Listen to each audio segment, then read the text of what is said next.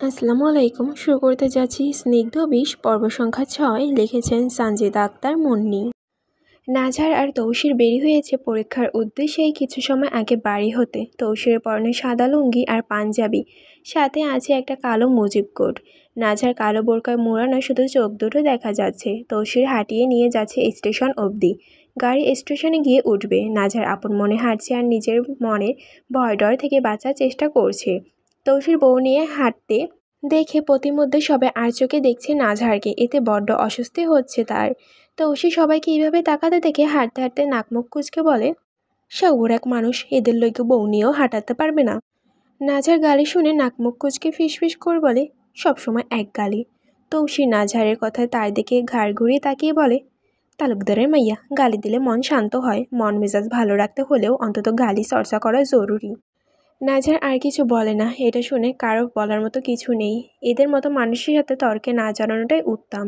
কিছু সময় হাঁটার পর নাজহার আর হাঁটতে পারল না, দাঁড়িয়ে যায় আর হাঁটতে পারছে না। স্টেশন এখন অনেকটা দূর, পথ অনেকটা বাকি।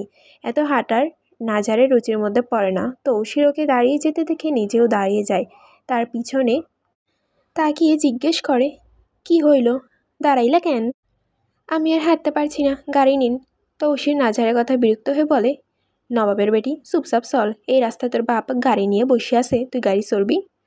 কথায় কথায় বাপকে টানতে দেখে নাজহার দাঁতে দাঁত চেপে বলে, আমি যাব না গাড়ি ছাড়া, আগে গাড়ি নিন। তৌসির নাজহারের জেদ দেখে নিজের লুঙ্গির কোনা দুই হাতে তুলে দিয়ে নাজহারের কাছে আসতে আসতে বলে, চুপচাপ চল, সাউয়াগিরি করিস না এই মাঝ রাস্তায়। নাজহার নাছর বান্দা তাই তো ঘাড়তারামি করে উত্তর দেয়, আমি হেঁটে যেতে পারবো না, গাড়ি ছাড়া আপনি গাড়ি রিজার্ভ করুন। তৌসির এটা শুনে মুখ বাঁকিয়ে বলে, লুঙ্গির নিচে আন্ডারপ্যান্ট পরি না পয়সার অভাবে, আর তুই গাড়ি রিজার্ভ মারাস? নাজহার তৌসিরের কথায় বড্ড লজ্জায় পড়ে যায়। ছি, কি বানি। তারপরও বলে, আমি গাড়ি ছাড়া যাব না। তৌসির নাজহার কথায় ওর দিকে আর চোখে তাকিয়ে থাকে কিছু সময়, তারপর চুপ করে কিছু একটা ভাবে। তারপর বলে, তুই না গেলে না যা, পরীক্ষা তোর, আমার না, আমি বাড়ি গেলাম। বাড়ি যাওয়ার কথা শুনে নাজহার ঘাবড়ে গিয়ে আর একটা শব্দ ব্যয় না করে চুপচাপ সামনে আগায়। তৌসির এটা দেখে আপন মনে বলে, এক নাটক ঝুলাইছে দয়াল আমার গলায়। এই বলে নিজের ডান হাত দিয়ে লুঙ্গি তুলে ধরে আর বাঁ হাত দিয়ে নাজহারের ডান হাতটা নিজের হাতের মুঠোয় নিয়ে হাঁটতে শুরু করে। নাজহার নিজের হাত ছাড়ানোর চেষ্টা করে বলে, আমার হাত ছাড়ুন, হাত ধরলেন কেন? তৌসির নাজহারের হাত আরও শক্ত করে ধরে বলে, রাইতে আমার কোলে ঘুমাইতে পারো আর দিনে হাত ধরলে ফ্যাত ফ্যাত করো। নাজহার তৌসিরের মুখে এই বিষাক্ত বাণী শুনে রাগে ফাটতে শুরু করলো। কত বড় কথা বলল! নাজহার ফিসফিস করে রাগী গলায় বলল, আজ রাতে শুধু আইসেন জড়িয়ে ধরে ঘুমাইতে, তখন দেখাবো কি করি। সেদিনের মতন বিছু ঢুকাই দেবার লুঙ্গির নিচ দিয়া। নাজহার সামনে পা ফেলতে ফেলতে বলে, সেদিন তো সরিয়ে নিয়েছি, আজ আর সরাবো না। এই, তুমি তো দেখি বউ নামে শত্রু। নাজহার তৌসিরের কথায় ওর মুখের দিকে তুলে তাকিয়ে বলে, শত্রুর ঘরে মেয়েকে বিয়ে করেছেন, তাহলে তো শত্রুই হব। তুই শত্রুর ঘরে মাইয়া হইলেও তুই এখন আমার বউ। আরে আমি আমার বউরে সব থেকে আপন মনে করি, যদিও শত্রু হয়। নাজহার তৌসিরের কথায় ওর দিকে তাকিয়ে বলে, প্রেম তো দেখি বাটি বাটি হয়ে গলে পড়ছে। তৌসির নাজহার কথায় ক্ষীণ হাসে, তারপর বলে, এটা প্রেম না, এটা খালি দায়িত্ব। তোমার বয়স অনেক কম, তাই তোমার প্রতি ভাবনাটাও বেশি। তৌসিরের কথায় শুনে নিঃশব্দে কিছু সময় চেয়ে রয় নাজহার তৌসিরের মুখের পানে। কি মিঠা বাণী ঝরল ওর তিতা মুখ থেকে। তখনই ওদের পাশে একটা সিএনজি এসে থামে। সিএনজি ড্রাইভার মাথা বের করে দাঁত কেলেই হেসে বলে, ও তৌসির ভাই, কই যাইবেন? এক টান দিতাম নাকি আপনারে? তৌসির থেমে গিয়ে ওর দিকে তাকিয়ে বলে, দরকার গেট যাইমু। ও, তাইলে আইয়েন। সাথে কেডা, আপনার বউ আমগো ভাবি নাকি? তৌসির ওর কথায় নাজহারের দিকে এক নজর তাকায়, তারপর তার দিকে তাকিয়ে বলে, না, আমার মাইয়া, বউ না। নাজহারের হার্ট অ্যাটাক করার মতো অবস্থা। কি বলছে এটা কি তৌসির? ড্রাইভার লায়েক এটা শুনে বলে, সি সি, কি কনছে ভাই, আমি তো জানি এইটা আমগো ভাবি। ওর কথায় তৌসির নাজহারকে নিয়ে গাড়িতে উঠতে উঠতে বলে, যখন জানোস তাইলে আর জিজ্ঞাস কেন, চল তাড়াতাড়ি। লায়েক আর কিছু বলল না, চুপচাপ গাড়ি স্টার্ট দেয়। কিছু সময় বাইরে এদিক ওদিক তাকিয়ে তৌসির লায়েককে জিজ্ঞেস করে, এই লায়েক, পেঁয়াজের কেজি কত এলো রে? লায়েক হাবলার মতো হেসে বলে, ভাই আর কইয়েন না, গতকাল রাইতে 70 টাকা ছিল, আজ রাইতে 80 টাকা বানাইয়ে দিছে। তৌসির দামের কদর শুনে বলে, যেই দাম বাড়াইছে সব কিছুর, 3 পথের মোড়ে থালা নিয়ে বসতে হইব দেখতাছি। লায়েক হাসি দিয়ে বলে, কি কন ভাই, আপনাদের পয়সার অভাব আছে নাকি? পয়সার অভাব কার নাই, কদেহি ভাই, এই দুনিয়ায় অভাব আর অভাব, খালি অভাব। তাও ঠিক কইছেন ভাই, অভাবে করেন নষ্ট স্বভাব। তৌসির তখন বাইরে তাকিয়ে দেখে একটা জমি ক্রয় হচ্ছে। এটা দেখে সে বলল, শাওনের নাতিরা সব জমি জমা কুড়াইয়ে খাইয়া নিতে আছে। লায়ার হাসি দিয়ে বলে, কি কমু ভাই, মাইনসে কিছু বোঝে না, গরিব কৃষকদের মাথার উপর ছাদ ভাঙ্গে। তৌসির দীর্ঘশ্বাস ছেড়ে বলল, ভাবতাছি এইবার বৈশাখ মাসে আমরা খ্যাত করবো না, গ্রামের কৃষকদের দিয়া খ্যাত করানো লাগবো। কি করবো, সংসার তো চালাতে হইব গো। লাইক বলে, আপনারা আছেন বললেই ভাই, এখন এই গরিবের মুখে দুমুঠো ভাত জোটে, এই যে গাড়ি লইয়া দিলেন আমারে। তৌসির দীর্ঘশ্বাস ছেলে বলল, কোনো বাল তো ছিঁড়তে পারি নে মানুষের লইয়া, তাই এই বালি ছিঁড়ি আর কি করমু। লাইক অট্টহাসিতে ফেটে পড়ল। তারপর বলল, আপনার মুখের গালিগুলো অনেক ভালো লাগে ভাই। নাজা চুপচাপ এতক্ষণ ওদের কথাবার্তা শুনছিল। তৌশিকের মুখে গালি শুনে মেজাজ খারাপ হয়ে যায়, শুধু গালাগালি আর গালাগালি। নাজার ফোন বেজে ওঠে, ব্যাগ থেকে ফোন বের করে দেখে ওর সাহেব চাচু ফোন দিয়েছে অস্ট্রেলিয়া থেকে। চুপচাপ ফোন ধরে ক্ষীণ গলায় সালাম দেয়, আসসালামু আলাইকুম। ওয়ালাইকুম সালাম, কি অবস্থা তোর আম্মা? নাজার নরম গলায় বলে, এই তো আলহামদুলিল্লাহ, তোমার? আমিও আছি একরকম। আজ পরীক্ষা না, কখন যাচ্ছিস? এই তো গাড়িতে, পথে যাচ্ছি। কে নিয়ে যাচ্ছে? নায়েদ এসেছে? না মাস্টার চাচু আসেনি, উনি যাচ্ছেন। তৌসির সাথে আছে তোর? জি। আচ্ছা, ওনার কাছে দে তো। নাজার তৌসির দিকে এক নজর তাকায়, তারপর ফোন এগিয়ে দিয়ে বলে, আপনার সাথে কথা বলবেন। তৌসির বুড়ো কুচকে বলে, কে? মারজান চাচ্চু। তৌসির নাজার কথায় নাজারের থেকে ফোনটা কানে লাগিয়ে একটা লম্বা সালাম দেয়, আসসালামু আলাইকুম শ্বশুরমশাই, কেমন আছেন? মাঝার দীর্ঘশ্বাস ছেড়ে বলে, আপনার কাছে কুমড়ির মতো একটা মানুষের কাছে মেয়ে দিয়ে কেমন থাকতে পারি বলেন তো বাবা। যাই হোক, আপনার কি অবস্থা? তৌসির মারজানের কথা শুনে তার ছেলে সুরে বলে, আপনাদের মতো গাদ্দারের মাইয়ে ঘরে তুললার কেমনে ভালো থাকবো, তারপরও দয়ালের দয়ায় পাক্কা আছি। না যায় দাঁতে দাঁত চেপে বসে রইল। সবসময় তৌসির এমন করে, ওর বাপ চাচার পিছনে না লাগলেই নয়। মাঝা চাচু বললেন, আমাদের মেয়েটাকে আগলে রেখো বাবা, বড্ড আদরের। আদরে তো আমিও রাখতে চাই, কিন্তু আপনাগো মেয়ে তো মুনাফিক ছাড়া কথাই কয় না আমার লাগে। ওর বয়সটা কম, একটু বুঝাবেন, খুব জেদি। চিন্তা করবেন না বউ আমার, তাইলে ভালো রাখার দায়িত্বটাও আমার। আচ্ছা তাহলে ভালো থাকুন, নাজার কাছে একটাবার দিন। তো সে নাজার কাছে ফোনটা দেয়। মারজান নাজারকে বল, তোর যা রাগ যেতে সব ঝাড়িস, মনে রাখিস ও আমাদের শত্রু, যদি সুযোগ পাস তাহলে দুই একটা কোপও মারিস। আচ্ছা রাখি, ভালো থাকিস। তৌসির নাজারের দিকে আর চোখে তাকিয়ে রয়। হাত লেগে ফোনে সাউন্ড বেরিয়ে যাওয়ায় তৌসির কথা শুনতে পায়। নাজার লজ্জা পড়ে যায়। তৌসির কটাক্ষ করে হেসে ফিসফিস করে বলে, কইছিলাম না তোর বাপ চাচা সবগুলো খানকির পোলা, সবগুলো গাদ্দার, কোনোটা ভালো না। নাজার তৌসিরের কথা প্রত্যুত্তরে বলে, তাতে আপনার কি? মনে রাখুন একটা স্পষ্ট কথা, আমার বাপ চাচা যদি মহা খারাপ, তারপরও আমি তাদের পক্ষে, তাই এসব বলে কোনো লাভ নেই। তৌসির নাজারের কথায় তাচ্ছিল্য হাসি দিয়ে বাইরে তাকাতে তাকাতে বলে, সাউর বাড়ি পড়লে এমনি পক্ষ দেওয়া ছাড়বি। পরীক্ষা শেষে বাসায় এসে আসরের নামাজ পড়ে ঘুম পড়েছে নাজার। আজ সারাদিন তৌসির ওর সাথেই ছিল। তৌসির পার্টি অফিসেও যায়নি আর। নাজার বেদম ঘুমে টলমাটল হয়ে বিছানায় ঘুমিয়ে আছে, গায়ে কাঁথা জড়িয়ে কোকড়ানো তরঙ্গের মতো চুলগুলো এলোমেলো হয়ে ছড়িয়ে ছিটিয়ে আছে বিছানায়। নাজার 5 নাম্বার চাচা মিরাজ বড় ছেলে তালহা ভাই এসেছে শিকদার বাড়িতে। আসার কারণ, নাজার 3টা বিড়াল রয়েছে, ওগুলো খাওয়া দাওয়া বন্ধ করে দিয়েছে নাজারকে ছাড়া, তাই ওদের দিতে এসেছে তালহা ভাই। যদিও উনি আসতে চাননি, দাদাজান পাঠিয়েছেন, নয়তো কে আসতে চাইতো নিজের পছন্দের নারীর শ্বশুরবাড়িতে। হ্যাঁ, তাল্লা ভাই হলেন নাজারের শ্যামপুরুষ। তাল্লা ভাই বড্ড ভালোবাসেন ওই জেদি ঘাড়তারা নাজারকে। তিনি জানেন নাজার ওনাকে পছন্দ করে, কিন্তু আফসোস তাদের পরিণতি বিচ্ছেদই ছিল। তালা ভাইকে তৌসির নিয়ে এসেছে নাজারের কাছে, তাদের রুমে, যাতে উনি দেখা করে বিড়ালগুলো দিতে পারে। তালা ভাই এসে ওকে ঘুমাতে দেখে তৌসিরের দিকে এক নজর তাকিয়ে বলেন, ভাই ওকে জাগানোর প্রয়োজন নেই, থাকুক ঘুমে, আমি চলে যাই। তৌসির নাজারের পাশে এসে দাঁড়ায়, তারপর বলে, না না আপনি বন, আমি ডাইকা দিচ্ছি। তালা ভাই আর কী বা করবে, চুপচাপ এগিয়ে এসে বিছানার এক কোণে বসেন, চারপাশে এক পলক তাকায়। আজ ওনার রৌদ্ররাগিনী অন্য কারো যত্নের ফুল কি মিষ্টিভাবে ঘুমিয়ে আছে। তাল্লা ভাই নির্মম নয়নে চেয়ে থাকে ঘুমন্ত নাঝারে পানে, চোখে কি ভয়ঙ্কর তৃষ্ণা। আজ কতদিন পর দেখলো, প্রাণটা বেরিয়ে যাচ্ছিল একটিবার আপন প্রাণকে দেখার জন্য। তৌসির নাঝারের দিকে ঝুঁকে ওর বাহুতে আলতো টেনে বলে, নাজার ওঠো, দেখো কে এসেছে। ঘুমের মধ্যে বিরক্ত হয়ে নাজার ঘুমের ঘরে চিৎকার করে বলে, রাতে জড়িয়ে ধরে ঘুমাতে দেননি, এখন বিরক্ত করলে খুব খারাপ হয়ে যাবে বলে দিলাম। তৌসির নাজারের কথায় ওকে একটানে তুলে মনে মনে বলে, মান সম্মান আর কিছু রাখলো না এই নাদান। রাতে জড়িয়ে ধরে ঘুমাতে দেননি, এই কথাখানি তালহা ভাইয়ের কর্ণপাত হতেই মনে হয় ওনার কলিজাটা কেউ অল্প অল্প করে ধীরে ধীরে টেনে বের করে নিল। তালহা ভাই অন্তর ফাটতে শুরু করেছে, অস্থির হয়ে পড়েছেন উনি, হাত পা আপনা আপনি কাঁপতে শুরু করেছে, নিজেকে দমিয়ে রাখার সাধ্য বাইরে চলে যাচ্ছে। তৌসির নাজারকে একটানে তুলে বসে, নাজার চোখ কচলাতে কচলাতে খোলে সামনে। যেই না তালহা ভাইকে বসে থাকতে দেখলো অমনি ভেতরে স্তব্ধ হয়ে যায়, শরীরের লোম খাড়া হয়ে যেতে শুরু করে। তৌসির ওর ওলনাটা পাশ থেকে নিয়ে ওর গলায় জড়িয়ে দিতে দিতে বলে, নাও ভাইয়ের লাগে কথা কও, আমি গোসল দিয়ে আই।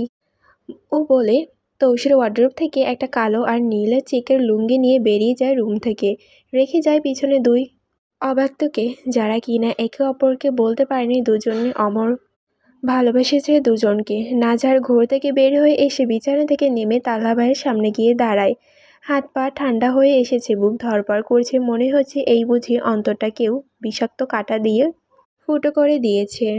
নাজার তালহা ভাইয়ের সামনে দাঁড়িয়ে ওনার চোখে তুলে তাকানো অসহায় চোখে এক পলক ওর দিকে তাকায়, আবার জিজ্ঞেস করে, কেমন আছিস।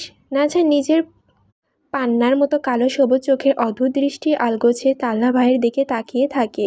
তালহা ভাইয়ের পরনে হালকা নীল রঙের একটা ক্লাসি শার্ট আর কালো প্যান্ট, চুলগুলো এলোমেলো, সিগারেট খাওয়া কালচে খয়েরি ঠোঁট, ক্লিন শেভ শ্যামলা চেহারায় বড্ড মায়াবী লাগছে এই পুরুষটাকে।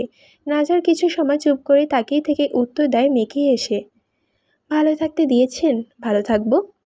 তালহা ভাই চোখ নামিয়ে নেয়। নাজারের কথা বিয়ের কথা শুনে পালিয়ে নিয়ে যাওয়ার জন্য বাচ্চাদের মনে কান্না করে আবদার করেছিল নাজার তালহা ভাইয়ের কাছে, কিন্তু আফসোস তালহা ভাই শোনেনি, বিন্দুমাত্র ভ্রুক্ষেপ করেনি। পরিবারের মান সম্মান ন্যায় চেয়ে বলেছিল নাজারকে, তোর আবেগ আমি ভালোবাসা নই।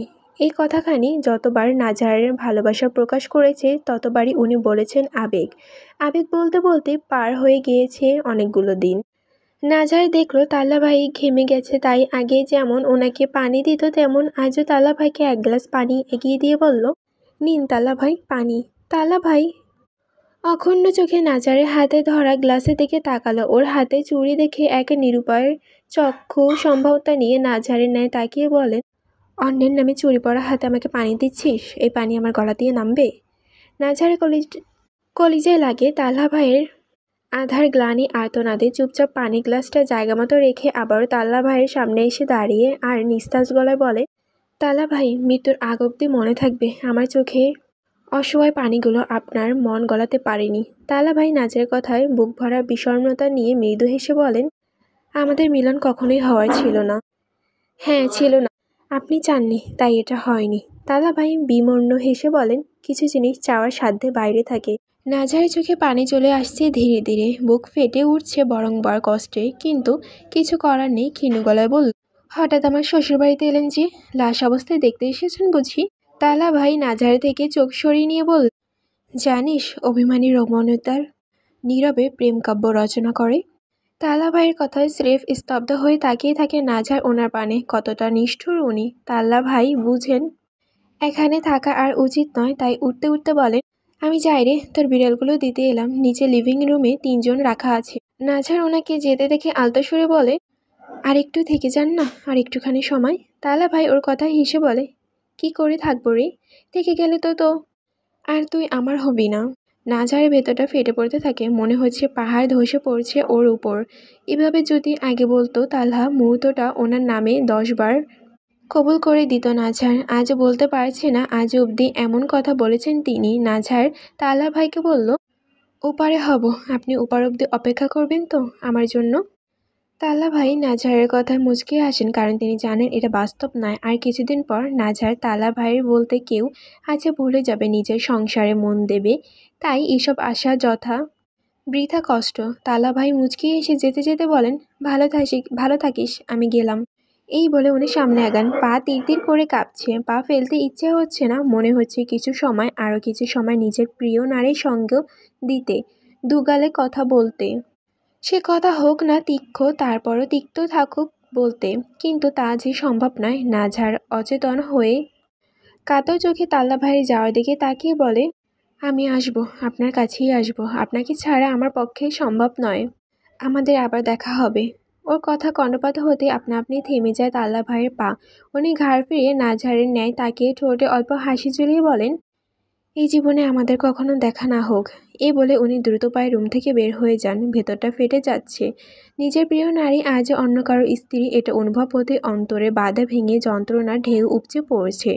অন্তর কাঁপছে যন্ত্রণায়, হাত পা ভেঙে পড়ছে, অবশ হয়ে যাচ্ছে।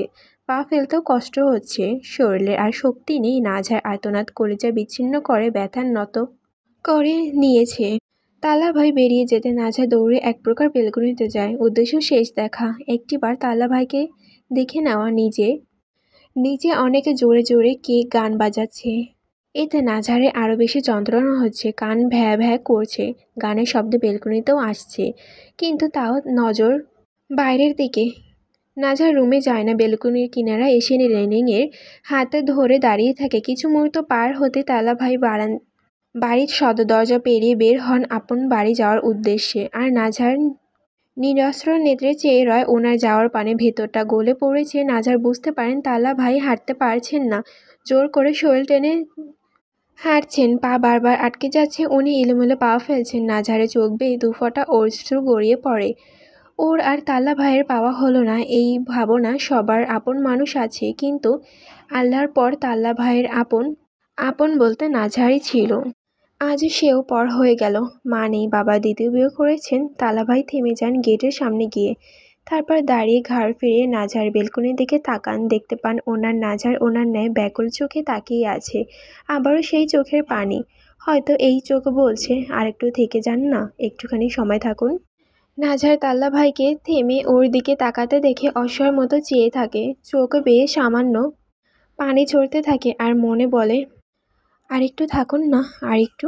তখনই স্পিকারে গান বেজে ওঠে, ऐसे ना जाओ प्रिया, ऐसे ना जाओ प्रिया, जुदाई रहना सारी तुझसे मेरी। নাজহার এই গানটা শুনে হাউমা করে কান্না করে তাল্লা ভাইয়ের এই লাইনগুলো বলতে ইচ্ছা করছে, কিন্তু তাল্লা ভাই আর থাকেন না। চুপচাপ চোখ মুছে এক প্রকার দৌড়ে বেরিয়ে যায় শিকদার বাড়ি হতে। উনি যেতেই নাজহার শব্দ করে কেঁদে দিয়ে বলে, আজও আমার চোখের অসহায় চাহনি আপনি বুঝলেন না। একটা রুমে এই গান স্লো বিটে বাজছে। চারিদিকে আবছা আলো, ড্রিম লাইটের এই ক্ষীণ আলো। রুমটা বসে আছে একজন, দেওয়ালে পিঠ ঠেকিয়ে, হাতে একটা কলম, উড়োর উপরে রাখা একটি ডায়েরি। তিনি ডায়েরিটি কিছুটা লিখছেন, গাল বেয়ে পানি পড়তে পড়তে। এতে তার হাতের ডায়েরির পাতা ভিজে যাচ্ছে। ডায়েরির পাতায় সে লিখেছে তো ঠিকই, কিন্তু মন দিয়ে লিখতে পারছে না। হাত কাঁপছে বরংবার। তারপরও লিখছে, প্রিয় প্রাণ সংহারিণী, জানি তোকে কখনো আমার পাওয়া হবে না, তারপরও এই বোকা আমি তোকে ভালোবেসেছি। তোর মায়ায় নিজেকে ডুবিয়ে নিয়েছি। আমি জানতাম ইকরার তোকে, আর তুই তালহাকে পছন্দ করিস, তারপরও ভালোবেসেছি। জানিস কেন বলেছি? এই ভেবেছি, যদি আমার নিয়তি আমার উপর একটুখানি দয়া করে আর কোনোভাবে তুই আমার হয়ে যাস, সেই আশায় বসেছি। কিন্তু দেখ, আমার নিষ্ঠুর নিয়তি আমার দয়া করেনি, একটুখানিও দয়া করেনি। তুই আমার হোসনি। পৃথিবীর সব নিয়ম ভঙ্গ করে তুই যদি আমার হতি, তবে কি এমন ক্ষতি হতো? খুব বেশি ক্ষতি হতো, হয়তো হতে যেত। তাই তো তুই আমার হোসনি। আমি আজও তোর সেই খিলখিল হাসির মতোয়ারা। তুই আমার অন্তরের গহ্বরে লুকিয়ে থাকা এক টুকরো বাঁচার আশা, যা আজও নিভে যায়নি। এই বলে তিনি নিজের চোখে পানি মুছলেন। গলা শুকিয়ে আসছে যন্ত্রণায়, তবুও কলম থামল না। আবারও কাপা হাতে লিখলেন, তোকে পাইনি এতে দুঃখ নেই, কিন্তু তোকে বলা হয়নি যে। তুই বলতেই আমি নিঃস্ব, আর হয়তো কখনো বলাও হবে না। তুই আমার হবার ছিলি না, তুই হোসনি, কিন্তু মন যে বড্ড বেহায়া। তুই অন্য কারো, অথচ আজও তোকে নিয়ে বুনি হাজারো স্বপ্ন, না পেয়েও পাওয়ার লোভে পিছু ছাড়ছে না। কখনো মনে হতো কোনো জন্মে, কোনো আকাশের নিচে আমার সত্যি এক হব। সেদিন তোর হাত ধরে আর কোনো বাধা থাকবে না আমার। আমি যদি তাও না হয়, তবুও জেনে রাখিস প্রতিটা নিঃশেষ, প্রতিটা অশ্রুবিন্দু আমি কেবল তোর নামে লিখে যাই। চির অপূর্ণ প্রেমিক। তৌসির তাড়াহুড়া করে রুমে ঢুকলো। নাজহার টেবিলে বসে স্পিকিং প্র্যাকটিস করছে। হঠাৎ তৌসির এমন হন্তদন্ত হয়ে ঘরে ঢুকতে দেখে নাজহার নিজের অনিচ্ছায় উঠে দাঁড়ায়। তৌসিরের কোনো দিকে না তাকিয়ে ওয়ার্ড্রোবের খুলে কিছু সময় খুঁজে না পেয়ে ঘাড় ফিরিয়ে তাকে নাজহারের উদ্দেশ্যে বলে, নাজহার, এখানে 12টা প্যাকেটের সোডা পাউডার রাখা ছিল, ওইগুলো দেখছো? নাজহার পাউডারের কথা শুনে তৌসিরের দিকে তীক্ষ্ণ নয়নে চেয়ে বলে, পাউডার বলছেন কেন? ওইগুলো কি ড্রাগ বলুন না? তৌসির নাজহারের মুখ থেকে এসব কথা শুনে দ্রুত পায়ে ওর দিকে এগিয়ে এসে বলে, ও তুমি দেখছো? ওইগুলো কই, তাড়াতাড়ি দাও। নাজহার আশেপাশে আলসেমি চোখে চোখ বুলিয়ে সোজা হয়ে উত্তর দেয়, ওগো, ওগুলো আমি ওয়াশরুমে ফ্লাশ করে দিয়েছি। ফ্লাশ করে দিয়েছে শুনে তৌসিরের মাথা নষ্ট হয়ে যায়। ক্রোধে উন্মাদ হয়ে দ্বন্দ্বে চোখে তাকিয়ে নাজহারের দিকে তেড়ে এসে বলে, কি কস মাগি, তুই এসব কেমনে করলি?